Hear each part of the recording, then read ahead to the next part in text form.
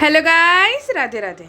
आज के इस वीडियो पर हम लोग पढ़ने वाले हैं बायोमोलिक्यूल्स, जो कि हमारा एक न्यू चैप्टर है। बायोमोलिक्यूल्स बेसिकली उन मॉलिक्यूल्स को कहते हैं जो कि हमारे सेल में प्रेजेंट रहते हैं, जिसके कारण सेल जो है एक लिविंग वस्तु कहलाता है। For an important point that cell wall is non living.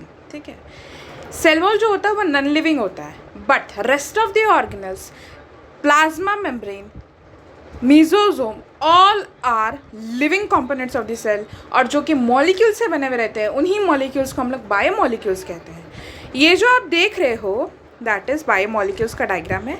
Lipids हो गया, न्यूक्लिक एसिड हो गया, कार्बोहाइड्रेट हो गया, प्रोटीन्स हो गया, all are biomolecules. Definition of biomolecules: those molecules which are living inside the cell. हम उन molecules को कहेंगे जो कि live कर रहे हैं inside the cell, but cell wall is non living. अब एक सेल जो है वो क्या क्या चीज़ों से बना रहता है, उसमें क्या क्या प्रेजेंट रहता है, ये हम पहले जानेंगे। For an example let's consider a cell. Cell wall जो रहता है पेप्टाइडोग्लाइकेन से बना हुआ रहता है in case of bacteria, cellulose से बना हुआ रहता है in case of plants, chitin से बना हुआ रहता है इन केस ऑफ फंगाई। ठीक है, और एक बात मैं बता दूं, जो एक्सोस्केलेटन ऑफ आर्थ्रोपोडा होता है, जिसके कारण वो लार्जेस्ट फाइलम बतलाते हैं और जिनका जो नंबर है वो 2/3 organisms present in the whole world है, वो सिर्फ और सिर्फ availability and presence of chitin के कारण ही होता है, जो कि आपको ध्यान में रखना होगा। Next is nucleus. न्यूक्लियस जो रहता है वो तो ब्रेन ऑफ द सेल कहलाता है मैम, और वो बेसिकली क्या कंसिस्ट करता है, डीएनए एंड आरएनए। डीएनए का फुल फॉर्म होता है deoxyribonucleic acid and RNA is ribonucleic acid. ये दोनों जो रहता है वो न्यूक्लियस में प्रेजेंट रहता है, और न्यूक्लियस जो रहता है वो large amount of nucleic acid consist करता है। ठीक है, next is cell membrane. Cell membrane क्या चीज़ से बना हुआ रहता है ये तो मेरे को बताने की ज़रूरत नहीं होगी, क्योंकि हम लोगों ने प्लाज्मा मेम्ब्रेन को बहुत अच्छे तरीके से डिस्कस किया था। That is lipid and proteins. Lipid से बने हुए रहते हैं एंड प्रोटीन से बने हुए रहते हैं, विच इज़ वेरी इंपॉर्टेंट। ये भी नीट में पूछा जा चुका क्वेश्चन है। साइटोप्लाज्म जो रहता है उसमें वाटर रहेंगे, variable amounts of electrolytes present रहेंगे, sodium, hydrogen, everything there will be presence of the organic and inorganic substances, जिसके कारण वो लिक्विड पार्ट बना रहा है, जिसके कारण जो ऑर्गेनल्स है वो उसमें फ्लोट कर रहे होंगे। सेल ऑर्गेनल जो रहता है वो क्या चीज़ से बना हुआ रहेगा, सेल ऑर्गेनल का जो मैट्रिक्स होगा मैम वो तो कोई चीज़ से बना हुआ रहता है, कोई फ्लूइड से बना हुआ रहेगा। ठीक है, जो कि वाटर तो कंसिस्ट करेगा ही, साथ ही साथ आयंस भी कंसिस्ट करेंगे, और जो उनका मेम्ब्रेन बाउंडेड सिस्टम रहेगा। फॉर एन एग्जांपल अगर हम एंडोप्लाज्मिक रेटिकुलम की बात करते हैं तो मैम वो डबल बाउंडेड स्ट्रक्चर रहता है, उसमें 2 मेम्ब्रेन प्रेजेंट रहते हैं उसके साथ, जो कि उसको प्रोटेक्शन प्रोवाइड करते हैं। बट इन केस अगर हम लोग राइबोसोम्स की बात करते हैं बेटा, तो वो जो रहते हैं it does not consist of any of the membrane. तो वो जो मेम्ब्रेन होता होगा, जो ऑर्गेनल मेम्ब्रेन कंसिस्ट करता है, वो क्या चीज़ से बने हुए रहता है, lipids and protein, same as in the cell membrane. Next is, अब हम लोग कैसे जानेंगे कि बायोमॉलिक्यूल्स को क्यों क्लासिफाई किया जाता है मैक्रोमॉलिक्यूल्स और माइक्रोमॉलिक्यूल्स। माइक्रो का मतलब क्या होता है, जिनका जो स्मॉलर इन नंबर में दिखे आपको, जो स्मॉलर इन साइज़ हो, उनका मॉलिकुलर वेट साइज़ हो। ठीक है, लेकिन जो मैक्रो मॉलिक्यूल है वो आपको ज़्यादा नंबर पे दिखेंगे, क्योंकि इनका लार्जर साइजेस रहता है और इनके मॉलिकुलर वेट जो रहता है वो भी बहुत ज़्यादा रहता है, इसीलिए इनको मैक्रो कहा जाता है और इनको माइक्रो कहा जाता है। तो हम लोग जानेंगे कि किस तरीके से हम लोगों ने bio micro molecules and bio macro molecules की खोज की थी। टिश्यू को मान लेते हैं, कोई भी एक टिश्यू लेते हैं, ठीक है, उसको हम लोग 5% TCA के साथ मिलाते हैं।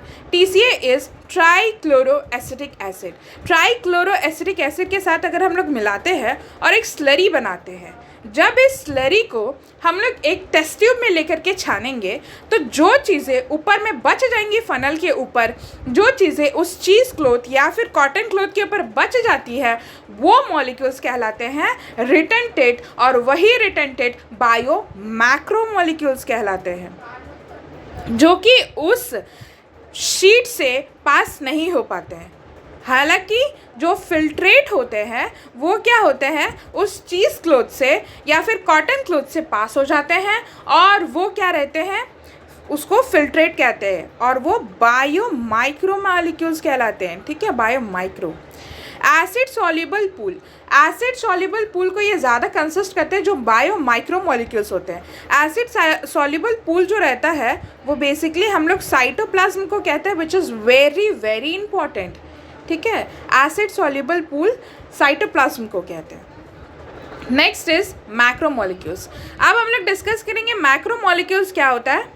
मैंने बता दिया कि जो मैक्रोमोलिक्यूल्स हैं उनका साइज और मॉलिक्यूलर वेट बहुत ज़्यादा होता है, तो हम लोग इसका रेंज जानेंगे। That is molecular weight 1000 Dalton and above और रिटेंटेट भी इसको हम लोग कह सकते हैं। तो मॉलिक्यूलर वेट जो रहेगा वो 10,000 से, अकॉर्डिंग टू द NCERT 10,000 से ज़्यादा होना चाहिए। बट जिनका 1000 से ज़्यादा होता है वो भी मैक्रो मॉलिक्यूल्स के अंदर में ही कंसिस्टेड रहता है। आप या 10,000 याद रखो या 1000 याद रखो, दोनों ही रेंज करेक्ट है। ठीक है, प्रोटीन्स इनके अंदर आते हैं। क्या क्या आते हैं ये आप याद रखिएगा, ये नीट में पूछा हुआ क्वेश्चन है। ठीक है, इसके जो जो मैक्रोमोलिक्यूल माइक्रोमोलिक्यूल में आता है ये एक क्वेश्चन आता ही आता है कि कौन से माइक्रो एंड मैक्रो है। Proteins, polysaccharides, DNA RNA and lipid. Lipid एक एक्सेप्शन रहता है। लिपिड जो रहता है वो एक माइक्रो मॉलिक्यूल आता है, वो हमेशा माइक्रो मॉलिक्यूल ही रहेगा, लेकिन उसके एक फंक्शन, एक बिहेवियर के कारण हम लोग उसको मैक्रो मॉलिक्यूल में जस्ट कंसिस्ट करते हैं, बट वो रहता माइक्रो ही है। अब मैं बता दूं, मैक्रो मॉलिक्यूल में वो सारे कंपोनेंट्स रहेंगे, वो उन मॉलिक्यूल्स का नाम रहेगा जो कि लार्जर इन साइजेस है। For an example, protein has a largest size, polysaccharides भी लार्जेस्ट साइज के बने हुए रहते हैं और DNA एंड RNA तो भी बने ही रहते हैं। लेकिन जिन चीज़ों से ये सारी चीज़ें बने हुए हैं वो चीज़ें छोटी छोटी चीज़ें होंगी, तभी तो ये बड़े स्ट्रक्चर्स बने हैं ना, और वही छोटी छोटी चीज़ें जो रहती है वो माइक्रो मॉलिक्यूल्स में आ जाती है, एक्सेप्ट लिपिड। लिपिड याद रखिएगा हमेशा माइक्रो मॉलिक्यूल होता है। मॉलिक्यूलर वेट जो रहता है इनका 18 से 800 डाल्टन के बीच में होता है। 18 से 800 डाल्टन का ही इनका रेंज रहता है, तो इसीलिए मैंने एक एस्टिमेट दिया कि जो 1000 से ज़्यादा डाल्टन के वेट से होंगे या 1000 के भी होंगे वो एक मैक्रो मॉलिक्यूल ही कहलाएंगे। अब इनके अंदर क्या आता है, अमीनो एसिड्स। अमीनो एसिड्स हो गया, सिंपल शुगर हो गया, ग्लूकोज, फ्रुक्टोज एंड ग्लैक्टोज होता है बेसिकली यहाँ पे। तो इन सब से तो पॉलीसेक्राइड बनेंगे। अमीनो एसिड से पेप्टाइड बॉन्ड का फॉर्मेशन करके क्या चीज़ का फॉर्मेशन होगा, दैट इज प्रोटीन का। और न्यूक्लियोटाइड एंड न्यूक्लियोसाइड्स के कारण हमारा DNA और RNA का फॉर्मेशन होता है। ठीक है, तो ये सारी चीज़ें क्या हो गए, छोटी छोटी मॉलिक्यूल्स जिससे मैक्रो मॉलिक्यूल्स बने होंगे। अब हम लोग लिपिड जानेंगे कि लिपिड को क्यों कहा जाता है मैक्रोमोलिक्यूल, हालांकि वो माइक्रोमोलिक्यूल होता है। लिपिड जो रहते हैं they have molecular weight less than 1000 Dalton's. ठीक है, उनका 1000 डाल्टन से जो रहता है कम मॉलिक्यूलर वेट रहता है। So they fall under the category of bio micromolecules, but they are attached with the phosphate like vesicles.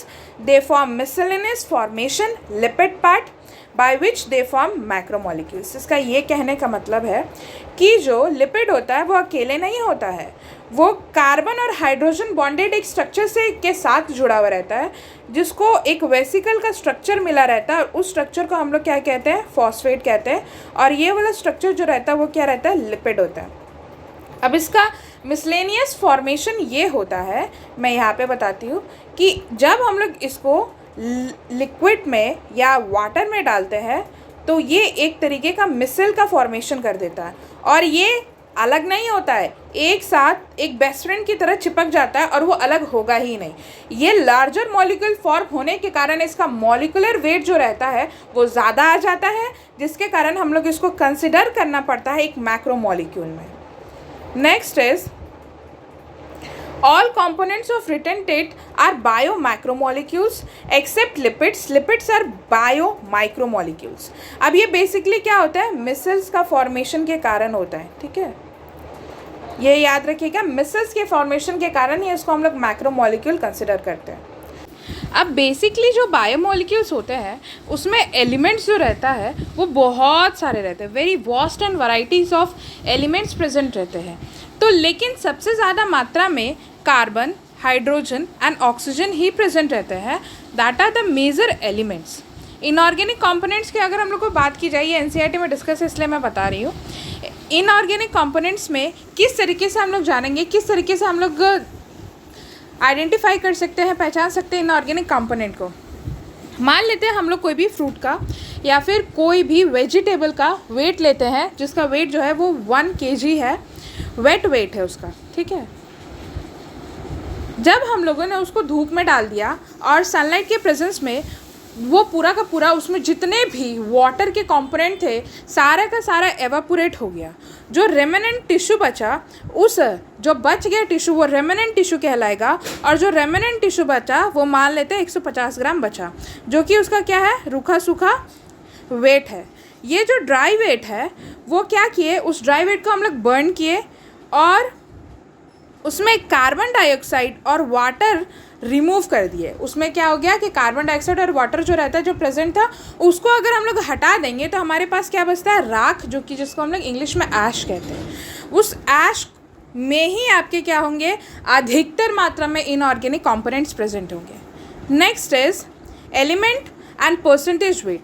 मैं एलिमेंट बताऊंगी, फॉर एन एग्जांपल हाइड्रोजन कितना प्रेजेंट है, लेकिन आपको कंपेयर करना होगा क्योंकि ये नीट में पूछा जा चुका क्वेश्चन है कि अर्थ क्रस्ट में कितने प्रेजेंट रहते हैं और ह्यूमन बॉडी में कितने प्रेजेंट रहते हैं. इतना याद रखिएगा, जो भी कंपोनेंट अर्थ क्रस्ट में प्रेजेंट है वो ह्यूमन बॉडी में प्रेजेंट होंगे ही होंगे. ऐसा नहीं कि अगर कोई सोडियम नहीं गिवन है, सोडियम हो भी सकता है अर्थ क्रस्ट में और ह्यूमन बॉडी में तो होगा ही. इस तरीके से कंफ्यूज नहीं होना है. जो भी एलिमेंट्स मैं बता रही हूँ वो सारे के सारे अर्थ क्रस्ट में भी प्रेजेंट है और ह्यूमन बॉडी में भी प्रेजेंट है. Let's start. हाइड्रोजन जो रहता है, नंबर 1 इज हाइड्रोजन. हाइड्रोजन 0.14 इतने अमाउंट में, इतने कम मात्रा में प्रेजेंट रहता है अर्थ क्रस्ट में, लेकिन ह्यूमन बॉडी में 0.5 की मात्रा में प्रेजेंट रहता है, जो कि ज़्यादा होती है 0.14 से.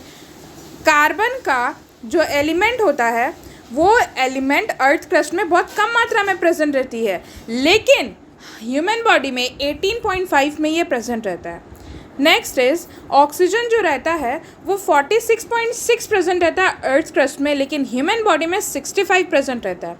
अब बाकी जो अभी हम लोगों ने पढ़ा, कार्बन, हाइड्रोजन एंड ऑक्सीजन, ये ह्यूमन बॉडी में बहुत ज़्यादा मात्रा में पाया जाता है. लेकिन जब हम लोग नाइट्रोजन से शुरुआत करेंगे तो आप देखिएगा कि इसमें वेरिएशन मिलेगा. ये बहुत ज़्यादा कम मात्रा में प्रेजेंट है, ये ज़्यादा मात्रा में प्रेजेंट है.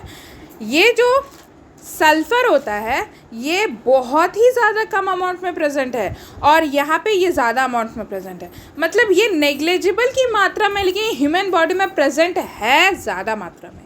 इसमें वेरिएशंस बहुत ज़्यादा दिखेंगे. जो सोडियम है वो अर्थ क्रस्ट में ज़्यादा मिलेगा, लेकिन ह्यूमन बॉडी में बहुत कम मिलेगा. कैल्शियम जो है वो अर्थ क्रस्ट में ज़्यादा मिलेगा, लेकिन ह्यूमन बॉडी में कम मात्रा में, उसके आधे मात्रा से में आता है, से भी कम होगा, आधा मात्रा से. और मैग्नीशियम जो रहता है वो अर्थ क्रस्ट में बहुत होता है, लेकिन ह्यूमन बॉडी में मैग्नीशियम की मात्रा बहुत कम होती है. सिलिकॉन जो होता है वो बेसिकली 27.7 बहुत ज़्यादा मात्रा में प्रेजेंट रहता है और ये एक ऐसा एलिमेंट है जो कि ह्यूमन बॉडी में प्रेजेंट ही नहीं रहेगा, which is very important. CHON, कॉन जो रहते हैं, ये जो है कॉन और यहाँ पे S होगा, ठीक है, CHON S. These 5 elements are more in human body as compare to the earth crust. Carbon, hydrogen, oxygen, nitrogen and sulphur, CHONS. ठीक है. अब पूल सॉल्युबल इनऑर्गेनिक सब्सटेंसेस, जो कि इनऑर्गेनिक सब्सटेंसेस प्रेजेंट हो सकते हैं एक सेल में, उन सब का भी आपको एक आइडिया रखना होगा. Sodium, magnesium, potassium, calcium, water, sodium chloride जो कि सॉल्ट में मिलते हैं, टेबल सॉल्ट में, calcium carbonate, phosphate and sulphate. ये सारी चीज़ें जो है ये इनऑर्गेनिक सब्सटेंसेस में आती हैं. और जो कार्बन हो गया, हाइड्रोजन हो गया, ये सारी चीज़ें जो है ये ऑर्गेनिक के कंस्टिट्यूएंट में आती है अगर कार्बन का प्रेजेंट है. ठीक है. So this is all for the biomolecules introductory part. Thank you.